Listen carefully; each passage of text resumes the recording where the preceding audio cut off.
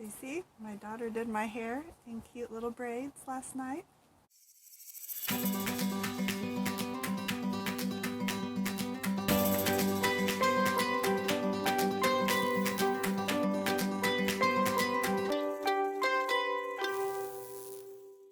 So, last night, as a family, we sat around watching the new Minions movie, and we did her hair in little, they weren't braids, but little twists.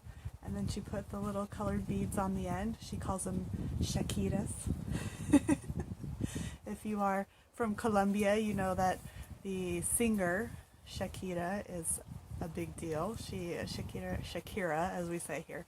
Shakira is from Colombia, and I don't know which came first, the chicken or the egg, if it's because Shakira moves a lot, or if it's because the beads they move and make a ch-ch sound. I don't know if one led to the name of the other, or I don't know. But I guess in Colombia, the beads, putting those plastic beads in your hair is a big deal. Get your Shakiras. So we had popcorn, did our hair, and watched the Minions movie. So the point of bringing that up is that what kind of traditions do you have in your family that once you have brought your adopted child home, what are your traditions? And of course, they're going to be different for every family. And the tricky thing is, if you already have children in your home, how then do you incorporate your adopted child into your new traditions? So here is what we did as a family, and perhaps it will be helpful to some of you out there. So, of course, it was just me and my husband. We didn't have any other children at the time. But we recognized that we were adopting a 15-year-old who was almost 16. And so we weren't adopting a little child that would just easily and naturally fit into what we were already doing in our lives. And so we had to look at it more like a marriage. When you get married to someone, you're an adult person and you're marrying another adult person, and each of you essentially are families of one. Each one of you have your own culture, your own traditions, your own ways of looking at the world and understanding the world. And you can't get married and expect that, you each are just going to automatically take on each other's culture and traditions and understandings. And that's where some problems come in marriages, is that the wife is looking for the husband to do whatever she does and see things the way she does, and the husband's looking for the same thing. But it takes coming to recognize, okay, you see the world this way, you do these things, you like these activities, you like these traditions. Now let's find a way to combine them. Either that means we have to leave some things behind that we had before, so that we can accept other things in, or we have to find a way to combine those things into one.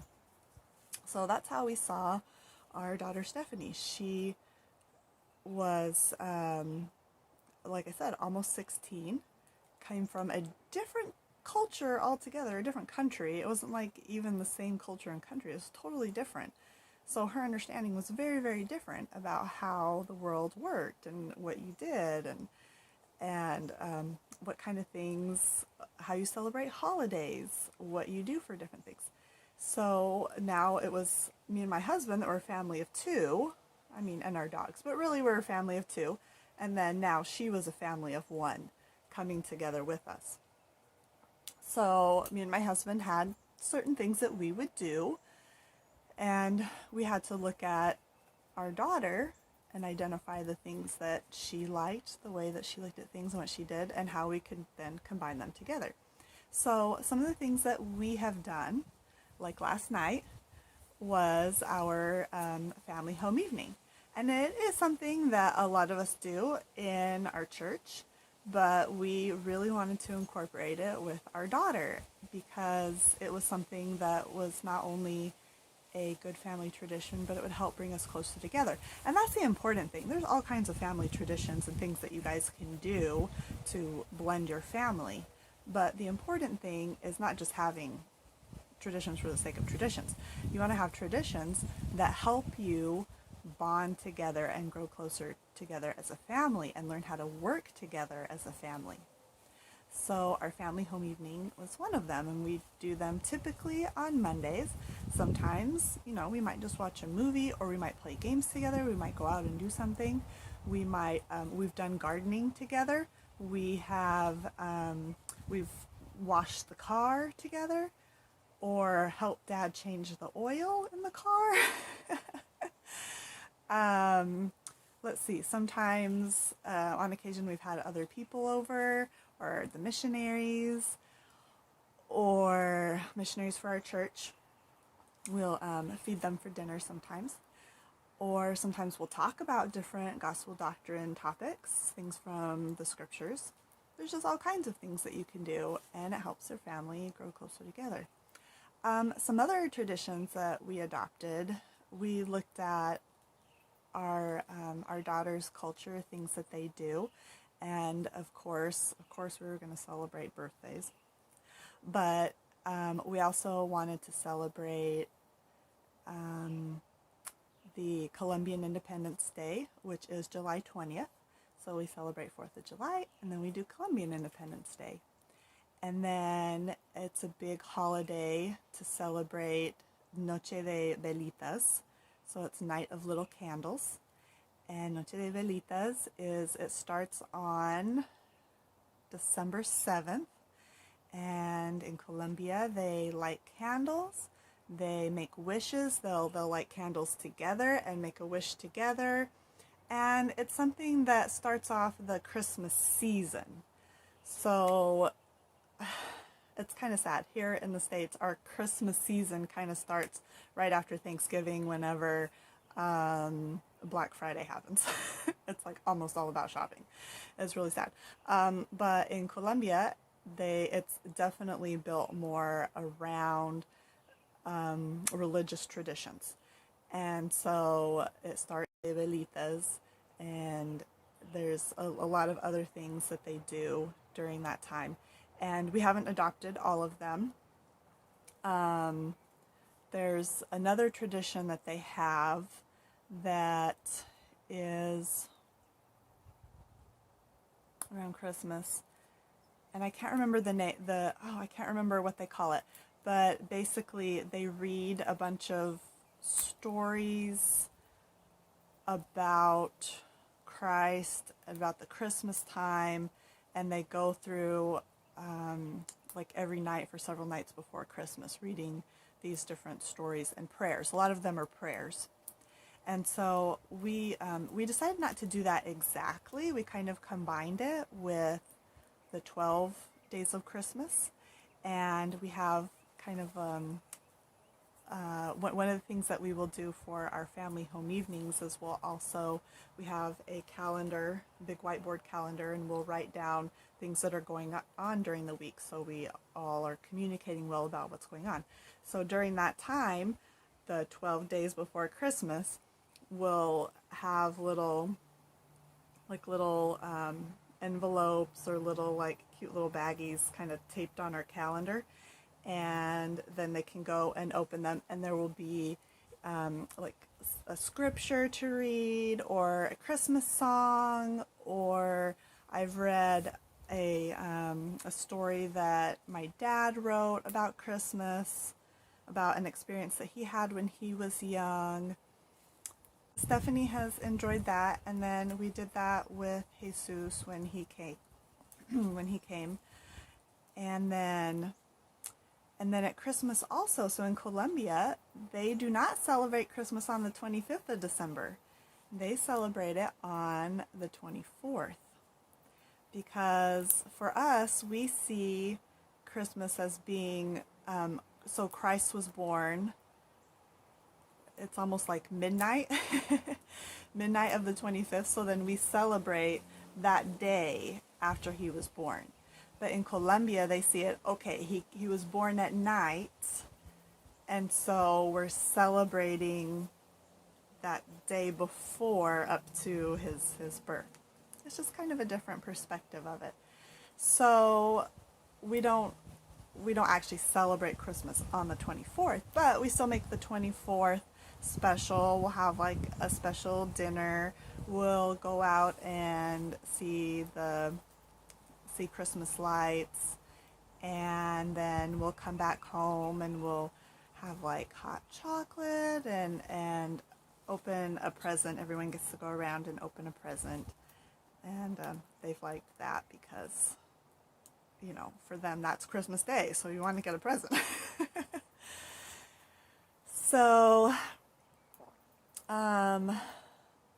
so we do those holidays, and then another big thing is celebrating Stephanie's adoption day. She loves celebrating her adoption day, and we do something special for her, maybe have like a Colombian meal or give her a gift or go out and do something together as a family.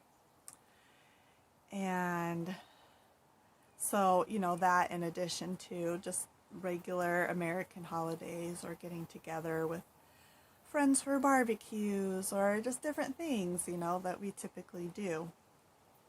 But by doing that, it made Stephanie's culture and her life and her past, it made them important to us. It let her know that they were important to us. And it made it so that she didn't feel like she just had to give all of that up. Like all that she was before and all that she wasn't important, and you know, she just had to totally change herself and be a new person. You know, I just think about that for myself. I wouldn't want to do that. Just all of a sudden, you know, sometimes things gradually change and you're like, you know, I don't really care about that anymore. That's not really important to me anymore. I don't need that anymore. But especially at first, just all of a sudden, such a huge change, new country, new culture, new language, just new everything. It's hard, it's shocking, and it can keep a family from being able to bond. So that's why I thought it was cute. She did my hair, these two little braids, and we're doing that together and doing her hair. And so I wanted to share that with you, and it made me think about traditions. You've got to have traditions, things that you do together, whether they're big holiday things or things that you do weekly. Another thing that we do nightly that is a tradition is we come together at night and we read scriptures together and say prayers together. So, you know, and there's lots of other little things that we do. But find those things for your family, think about them, how to combine who that adopted person, that adopted child is, and incorporate it into your family. Your family will become a new family after the adoption. It's not your child coming into your family, it's your whole family morphing into a new family. Just like when you get married, you're becoming a new couple, a new person, a new couple together, a new family.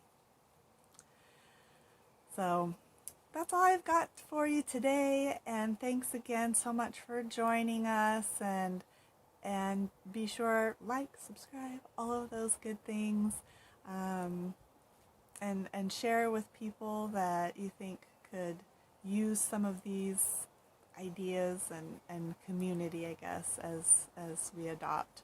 It helps so much to have that community. All right, have a good day, and I'll see you next time. Bye.